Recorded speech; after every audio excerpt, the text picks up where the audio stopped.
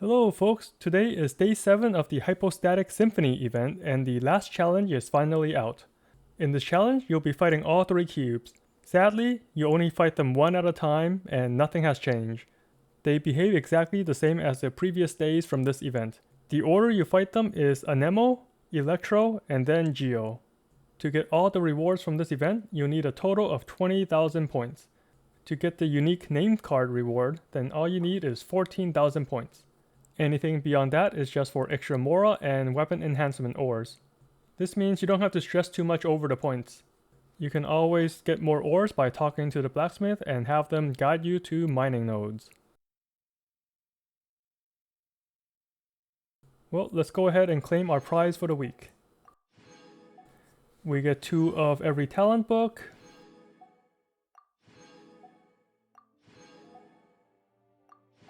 $32 hero wits,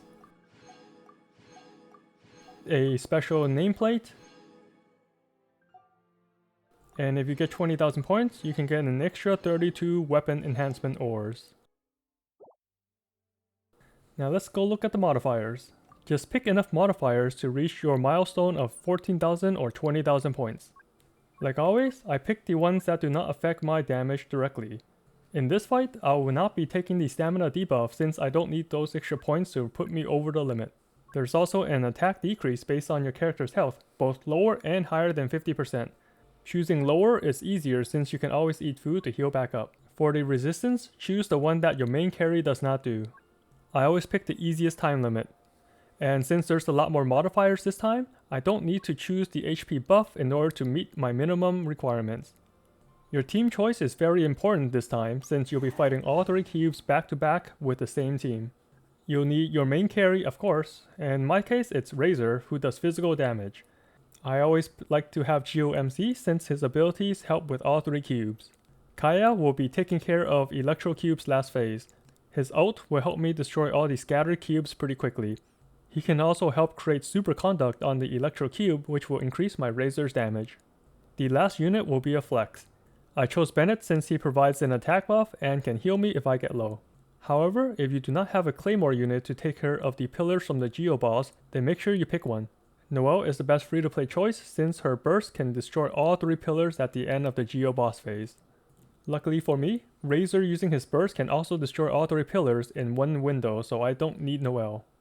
As a recap, you'll need your main carry, someone to deal with the Electro Cube's final phase, and someone to deal with the Geo Cube's final phase. If your main damage is not super high to skip boss attacks, then I suggest adding Geo MC to help you ignore some mechanics. Since today is a long fight, I'll be finally using food. I'll be using the Jade Parcels to add attack and crit rate. You can use the Adeptus Temptation to get an even better buff, or just use the 3-star rarity foods for either increase in physical damage, attack, or crit rate individually. You can have multiple food buffs at the same time as long as there are different categories. The categories are attack, defense, and utility. You can see the food buff icon right above my health. Now let's begin with the Anemo cube. This behaves the same as challenge 2 and challenge 5. Click on the icon on the top right for a thorough guide on all the moves from this boss.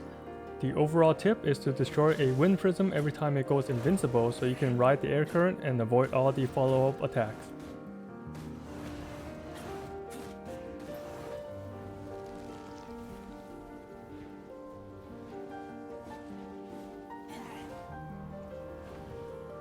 If you have an archer, you can stay on the ground and use charge shots to imbue the tornadoes with an element. This can help you stop the boss from healing during the post-attack if the fight lasts that long.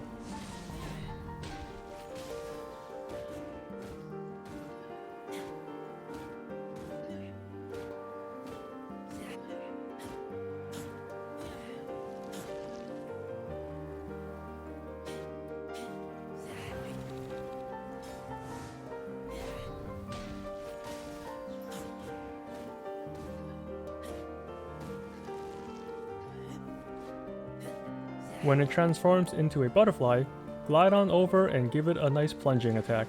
This will disable it and give you a large opening to do damage. I recommend saving the burst of the character that will take care of the Electro boss's final phase. You might not get enough energy back by the time you reach that point.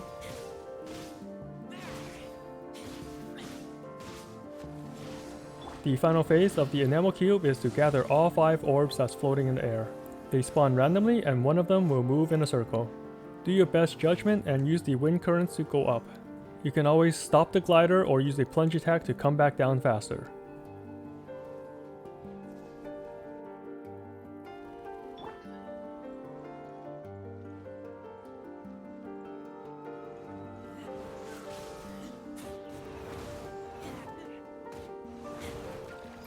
Once the Anemo cube is dead, the Electro cube will spawn right away.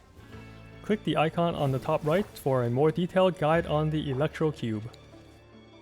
For the homing orb attack, the safest way is to just stay far away and wait for the orbs to lose its tracking. I like to go in and use the GeoMC to stop the third orb so I can keep going in and attack the boss as soon as it drops. I messed up my angle and didn't use Kaya's elemental skill to deactivate this cube. Now I gotta be careful not to get hit by the pulse when I attack.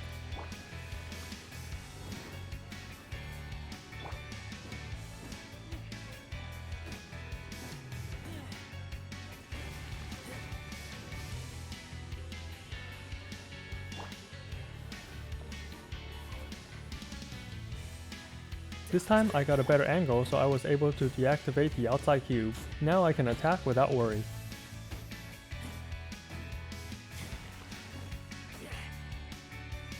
Since I want to save my elemental burst, I cannot use it now to iframe through the damage. Instead, I wait slightly outside the ring and then dash in when the cubes expand. The iframes from the dash can still let me go in early and attack the boss. Make sure to dash back out once the purple sigils on the ground disappear.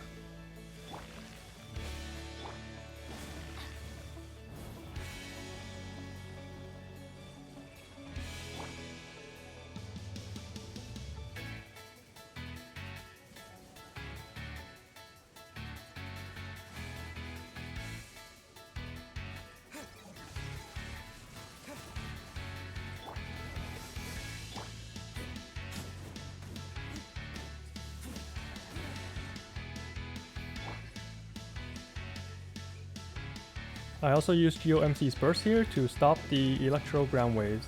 This stops the hassle of making me weave back and forth to dodge the ground waves, and it also lets me be closer to the boss and punish when he stops.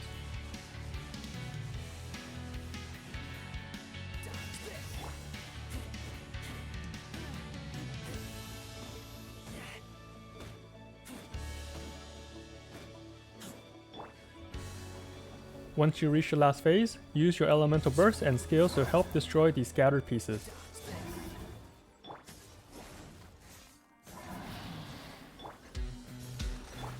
Once the Electro boss is dead, the Geo boss will spawn right away. Click the icon on the top right for a more detailed guide on the Geo cube. To destroy the pillars efficiently, you'll need Geo damage, Claymore users, or Cleave. Make sure to dash when the other pillars glow to avoid the bullets.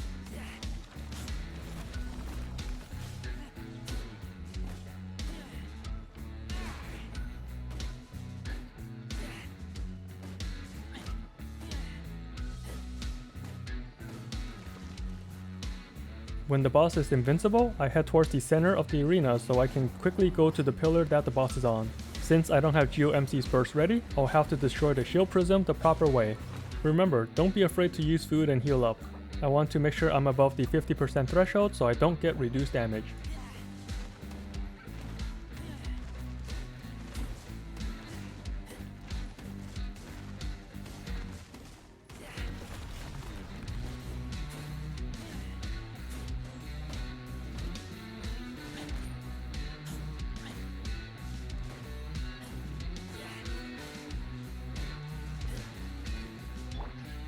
I always put GeoMC's meteor right next to a pillar in case the boss teleports to this one. If it teleports to the farther one, you'll most likely get targeted by the eruption attack. Dash when you see the ground glow. You need to do this 3 times for all 3 eruptions.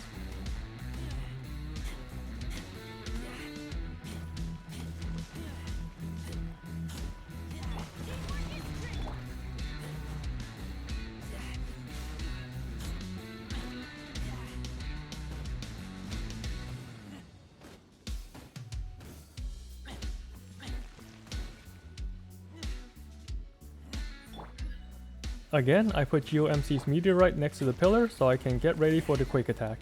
If the Meteorite is close enough, you can stay on top and still hit the pillar for more uptime.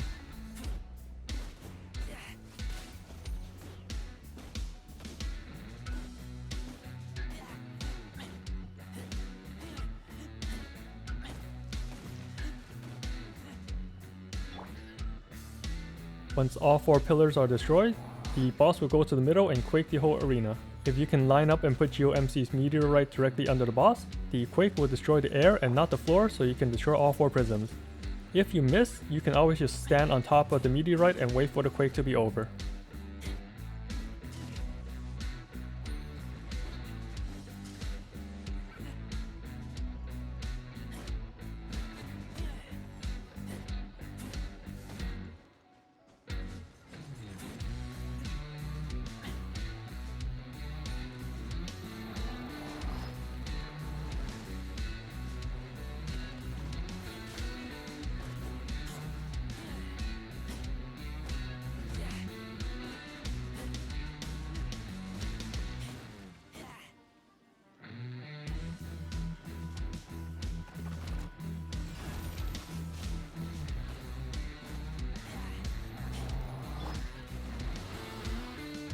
For the final phase, I know Razor's Burst can destroy all 3 pillars by himself.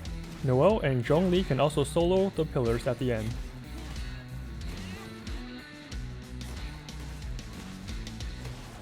And that's it for Challenge 7. Check out my guides on the other challenges for more specific tips on each boss. Thanks for watching, Traveler, and have fun on this event.